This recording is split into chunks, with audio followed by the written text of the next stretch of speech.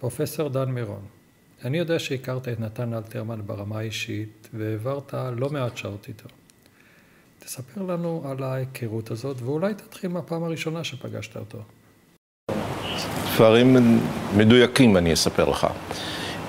הכרתי את אלתרמן בשנת 1953.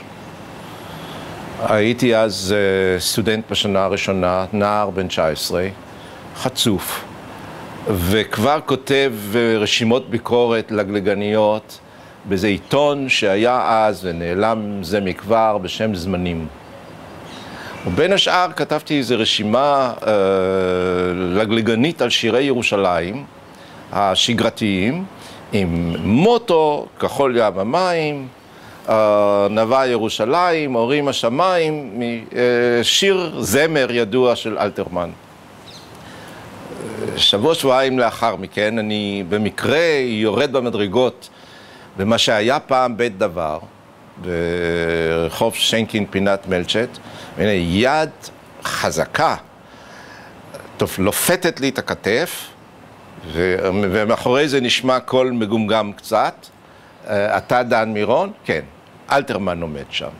אתה צריך לדעת מי היה אלתרמן אז. הוא היה מלך.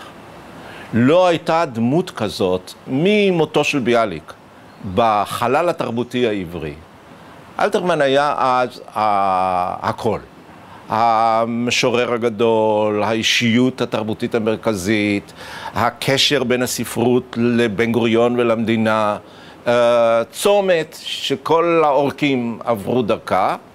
והנה האיש הזה תופס אותי ומעכב אותי ואני אומר, מה פה הולך לקרות?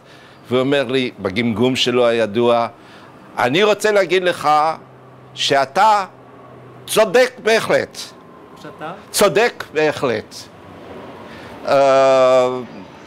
אמנם אחרי זה באה איזו הסתייגות, שלפעמים השמיים וירושלים, בכל זאת זה חרוז אפשרי, אבל ככה התחילה השיחה, והתברר לי מיד, בתוך השיחה הראשונה, שהוא קרא כל שורה שכתבתי. לא היה דבר שהוא לא הכיר ושהוא לא הגיב עליו. והתחילה היכרות אישית, אני חושב שהיה לו איזה צורך לקרב מישהו צעיר מאוד. באמת הייתי נער אז. אחר כך הוא גם קירב אחרים בצורה כזאת. ומפעם לפעם הוא היה אומר לי בכסית, אני הייתי עובר, היה אומר, מה זה שלא רואים אותך? וזאת הייתה הכוונה שאני אבוא אליו לביתו.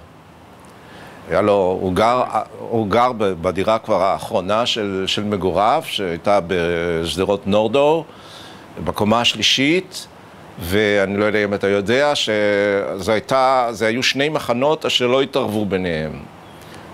היו החדרים של רחל, אשתו, ושל תרצה, ביתו, והחדר שלו עם מנעול יעל על הדלת הפנימית של החדר שלו, ובאמצע חדר ריק.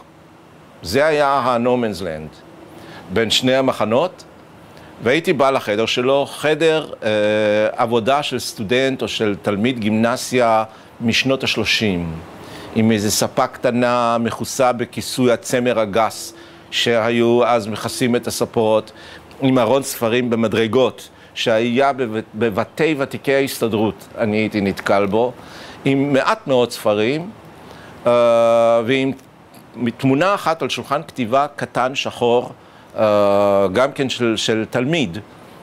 תמונה של אבא שלו עומד מצד אחד, יצחק אלתרמן, מן הצד השני שמעון ביחובסקי, ובאמצע יושב בפוזה ספרותית אורי ניסן גנסין. והוא הראה לי רגע על התמונה, והיינו נפגשים שם לעתים קרובות מאוד. והייתי יושב איתו, שומע את ההערות שלו, חוטף מפעם לפעם איזו אמירה עוקצנית, והיינו בקשרים אישיים עד מותו, ב-1970, עם איזה סכסוך קולני ב-1967. שלך איתו? שלא איתי. כן. אני תקפתי, לא זוכר, בהארץ, באיזשהו מקום, את הזז שאמר אז שסופרי יידיש שנהרגו על ידי סטלין ב-1952 בברית המועצות, קיבלו את מה שהגיע להם. וכמובן זה היה נאמר בהקשר שהציונות היא שהייתה הדרך הצודקת היחידה, והנה הדרך שהם הצביעו עליה הובילה לחיסול עצמי, למוות וכיוצא בזה, וכתבתי על זה רשימה חריפה, ועל הרשימה הזאת היו שתי תגובות. אחת הייתה בניו יורק של יעקב גלדשטיין, שכתב, אני לא יודע, דברים כאלה עליי לא נאמרו אף פעם. איך אני היחיד במחנה הזה של הציונים שיכול לראות את הדברים בשתי עיניים, לא בעין אחת. ותגובה של אלתרמן, מאמר, שאפשר למצוא אותו בספר שלו, החוט המשולש, בשם תגובה שעלתה על גדותיה. זה הייתה כותרת המאמר, ואז הוא הפריך את טענותיי, אמר שיש בהן מידה של צדק, וודאי שהזז לא היה צריך להשתמש במונחים האלו בכל זאת. אבל למעשה אלתרמן היה אז במצב רוח שחור משחור. אחרי 67? הוא יסד אז את תנועת ארץ ישראל השלמה. הוא היה אביה, אף אחד לא אחר. נכון שאת המניפסט כתבו אליעזר לבנה ומשה שמיר ולא אלתרמן, אבל זה לא משנה בכלל. והוא היה משרת שלה, הוא, כמו שמשה שמיר סיפר לי, היה בא לפני האספות והיה גורר את הכיסאות, את הספסלים לאנשים שבאים, אבל הוא היה במצב רוח קודר לגמרי. למה? המצב רוח הקודר הוא קיבל ביטוי ברור במה שהוא כתב אז, קודם כל במסכה האחרונה, ובשיר הקטן הזה שמצטטים אותו, שהשטן, אחרי שהשטן נכשל בחיסול עם ישראל בכל מיני דרכים אחרות, הוא מצא דרך נוספת לתת לו את התחושה שהוא לא צודק. ואלתרמן, הסיבה האמיתית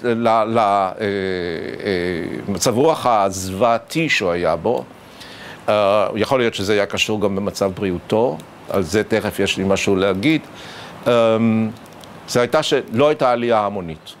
הוא איכשהו האמין שאחרי 67 והניצחון הגדול תהיה עלייה המונית. ובעצם הוא הבין עוד יותר משהבינו אחרים, שבעלייה המונית זה הסיכוי היחיד של ארץ ישראל השלמה להיות יהודית ודמוקרטית. בלי הרבה מאוד יהודים נוספים בארץ זה לא יוכל להיות, וייווצר משטר כיבוש, והוא ראה שזה מה שהולך לקרות. והוא חשב אז שכל העסק נכשל. והיה מצב רוח קודר ביותר.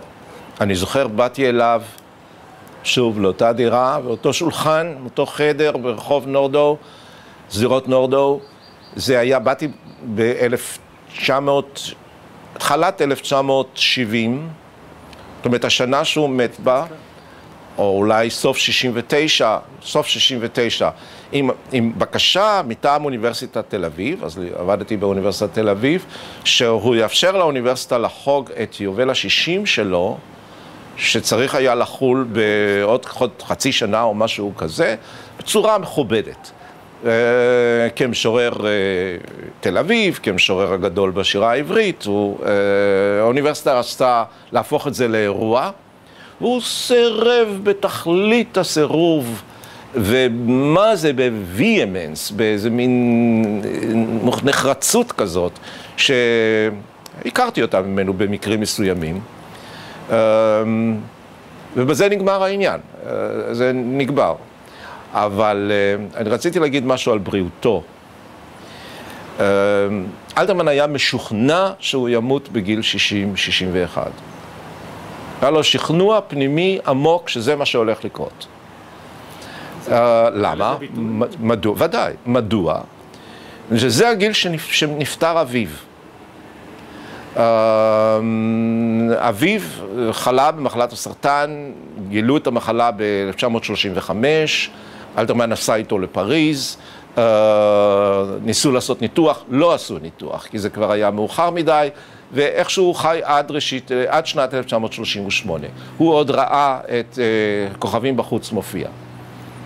ואלתרמן היה בטוח שזה הולך להיות גם גורלו, וכמו שזה היה גורלה של אחותו, של לאה. ואכן, כשהוא היה בערך בין 60 או לקראת 60, כשהופיעו אצלו כאבים גדולים, הוא אמר, זה היה מובן מאליו מה זה. לא צריך היה בכלל, מבחינתו לא צריך היה שום מבחון. הוא כבר הבחן את זה. זה לא היה זה. בכלל לא היה זה. לא זאת הייתה הסיבה שממנה הוא נפטר. אבל הוא אמר, אני עוד אספיק לשכב במורפיום. ולא רצה. ואולי אתה יודע את הסיפור על זה שסוף סוף גררו אותו לבדיקה בתל השומר והוא ברח. הוא לא נשאר לבדיקה. אז גם זה היה בתוך המצב רוח של החודשים האלה, שאני חושב שהדבר היחיד שקצת העיר אותם, שחרר אותם, זו הייתה הנכדה. שכבר הייתה לו אז הנכדה יעל, הנכדה ביתה של תרצה, והוא היה מטייל איתה, הפנים שלו היו, ראיתי אותו ברחוב, פעמיים, 3, עם הז'קט השחור המהוע שלו, והסוודר הנצחי עם הצוואר. בפנים מהירות, אבל ככה הוא היה מאוד קודר, אלתרמן, בשנים האלו. זאת הייתה היכרות אישית עם עליות וירידות, אבל די אינטנסיבית, ולא יודע כמה זה היה חשוב לו, אבל זה היה מאוד מאוד חשוב לי במשך השנים.